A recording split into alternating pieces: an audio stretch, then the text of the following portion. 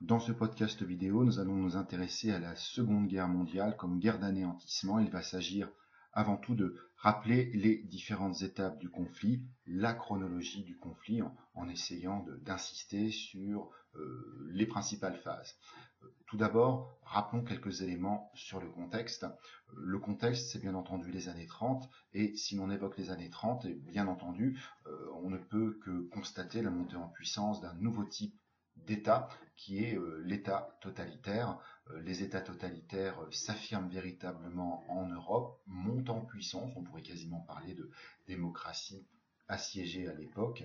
Parmi les principaux États totalitaires qui s'affirment, il y a l'URSS de Joseph Staline, il y a l'Italie de Benito Mussolini, et enfin l'État qui nous intéresse au premier chef, puisque c'est lui qui entraîne le monde dans cette seconde conflagration mondiale, c'est l'Allemagne nazie d'Adolf Hitler. Ces États qui tentent de s'affirmer sur la scène internationale sont liés pour partie.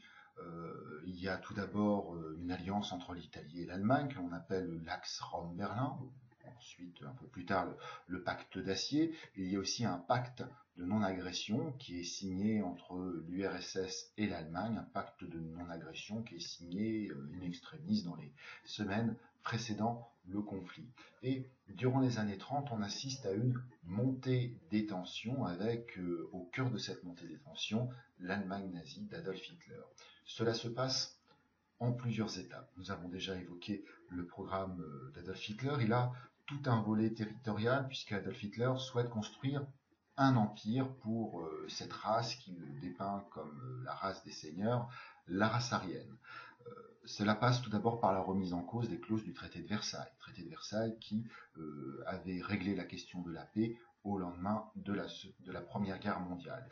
Il va s'agir tout d'abord de reconstituer l'armée allemande, ce qui commence dès son accession au pouvoir en janvier 1933, à un moment où il accède au titre de chancelier, à la fonction de chancelier. Ensuite, Adolf Hitler, en 1936, va remilitariser la zone tampon, la frontière avec la France, la Belgique et les Pays-Bas, cette zone que l'on appelle la Rhénanie. Nouvelle étape, et cette fois-ci nous entrons dans la chronologie des annexions territoriales. Adolf Hitler annexe l'Autriche en mars 1938, c'est ce qu'on appelle l'Anschluss, l'annexion, puis au terme de la conférence de Munich en septembre 1938, c'est l'annexion du territoire des Sudètes, puis en mars 1939 de la Bohême-Moravie, autrement dit de toute la moitié ouest de la Tchécoslovaquie. Nous sommes ici dans le cadre de l'application d'une théorie pan-germaniste. Il s'agit de réunir à l'intérieur d'une grande Allemagne, d'un empire allemand, toutes les populations de langue allemande, tous les locuteurs allemands. Mais ce pan-germanisme se double aussi d'une théorie de l'espace vital. La race aryenne étant la race des seigneurs, elle a besoin de davantage d'espace pour se développer, et Hitler, très très tôt, dès Mein Kampf, avait exprimé son souhait de s'étendre au détriment de la Pologne. Et bien c'est chose faite le 1er septembre 1939. Hitler attaque la Pologne et nous avons ici l'événement déclencheur de cette Seconde Guerre mondiale, l'élément qui entraîne le monde dans cette Seconde Guerre mondiale. Les démocraties se rendent compte qu'il n'est pas possible de traiter avec Adolf Hitler, qui trahit ses engagements internationaux, et puis elles souhaitent mettre véritablement un coup d'arrêt à cette volonté d'expansion territoriale après la reculade de la conférence de Munich. Donc le 2 septembre 1939, le Royaume-Uni et la France mobilisent, puis le 3 septembre, à quelques heures d'intervalle, les deux pays déclarent la guerre à l'Allemagne. Le 1er septembre 1939 marque le début de la Seconde Guerre mondiale.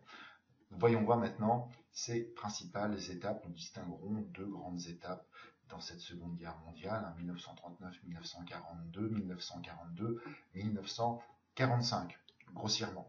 Première phase 1939-1942, il s'agit d'une espèce de raz-de-marée allemand. C'est la phase de victoire pour les forces de l'Axe, pour l'Allemagne, le Japon, l'Italie, qui vont conquérir une grande partie de l'Europe, et puis pour ce qui est du Japon, véritablement s'étendre dans le Pacifique. Jetons un petit coup d'œil aux cartes de façon à bien faire apparaître ses avancées. En septembre 1939, nous avions parlé de l'attaque de la Pologne, donc attaque à l'Est.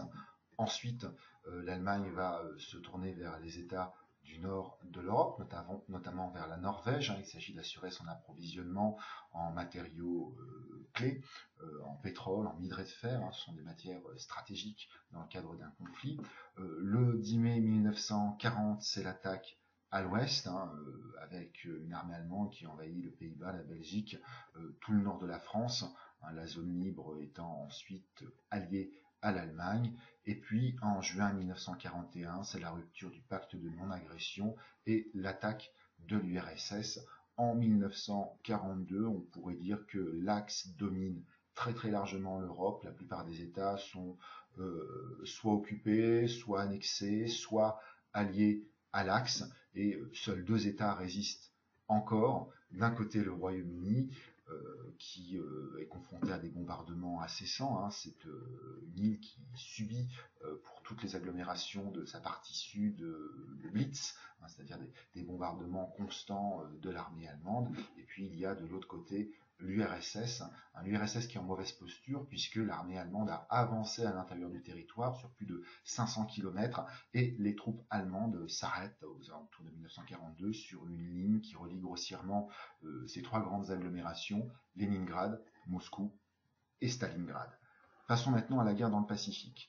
Le Japon est l'acteur principal ici pour ce qui est des forces de l'Axe, un Japon qui, dès les années 30, entre dans une phase d'expansion. Il s'agit pour le Japon de se constituer un empire colonial. Le Japon est une île étroite, avec peu de ressources, une agriculture qui est cantonnée la plupart du temps aux plaines littorales. Donc il est dépendant de l'extérieur pour son approvisionnement en matières premières, en produits alimentaires. Le plus simple pour le faire à bas coût étant, dans la logique de l'époque, de se construire un empire colonial. Et à partir de 1934, le Japon se lance dans une politique de conquête du littoral chinois, de l'Indochine, puis d'une grande partie de l'Indonésie.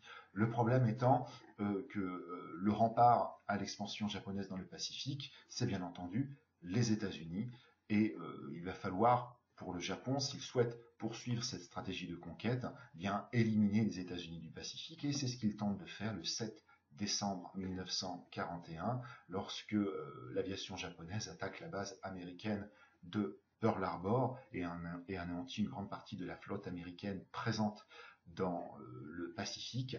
Et cet acte signe l'entrée en guerre des États-Unis qui étaient jusque-là plutôt isolationnistes. Et nous en arrivons donc, après le raz-de-marée, à cette année tournant qu'est l'année 1942, tournant à plusieurs titres. Tout d'abord parce que c'est l'entrée en guerre des États-Unis qui vont devenir une force vive. C'est véritablement un événement qu'Hitler aurait aimé éviter. Les États-Unis avaient entraîné un renversement de vapeur au cours de la Première Guerre mondiale, et c'est ce qu'il redoute, à raison, pour cette seconde. Et puis à partir de 1942, on constate une série de victoires alliées. Alors des victoires tout d'abord en Europe. La grande victoire, c'est Stalingrad. Victoire en Afrique, avec la victoire en Égypte à El Alamein, qui permet de reprendre une partie du littoral, qui va permettre d'organiser toute une série de débarquements pour reprendre pied sur le sous-continent européen. Et puis victoire aussi dans le Pacifique, avec Midway en juin 1942 ou Guadalcanal en février 1943. Et à partir de là, on va assister à un reflux de l'Axe, à la fois dans le Pacifique et puis en Europe. C'est à partir de 1942 le début de la reconquête alliée. L'avancée de l'Axe est stoppée, et puis les Alliés vont reprendre pied sur le continent européen avec une série de débarquements, et ils vont avancer de l'Est et de l'Ouest en direction de l'Allemagne. Revoyons ceci au travers d'une carte. Pour ce qui est de la série de débarquements, eh bien, il y a le débarquement en Afrique du Nord en novembre 1942, qui est suivi en juillet 1943 du débarquement en Sicile, qui va permettre de remonter à l'intérieur de l'Italie. Et puis 6 juin 1944, débarquement en Normandie. 15 août 1944, débarquement en Provence. Et à partir de là, les forces alliées vont pouvoir opérer leur jonction et avancer en direction du Grand Reich pour rejoindre les troupes soviétiques aux alentours de l'Elbe. Puisque de l'autre côté, côté URSS, après avoir stoppé l'avancée allemande, notamment à Stalingrad, eh bien, les troupes soviétiques vont progresser, reprendre ce qui avait été perdu sur leur territoire, pénétrer à l'intérieur de la Pologne, et puis enfin, après avoir repris Berlin, opérer la jonction dont je parlais tout à l'heure. La défaite de l'Allemagne est signée le 8 mai 1945, c'est la capitulation de l'Allemagne et la fin de la guerre en Europe. Il reste le front pacifique où les choses sont beaucoup plus longues. La reconquête se fait véritablement île par île à partir de 1943, donc 1943, 1944, 1945. Le grand événement sinistre événement qui marque la fin de la guerre dans le Pacifique, c'est le bombardement d'Hiroshima et de Nagasaki, qui sont deux villes frappées par les premières bombes atomiques, les 6 et 9 août 1945. Ces bombes atomiques font à peu près 250 000 morts et entraînent la capitulation du Japon. À partir de ce moment-là, on peut considérer que cette Seconde Guerre mondiale prend fin et nous le voyons bien, nous avons une guerre mondiale au sens où les enjeux sont véritablement mondiaux.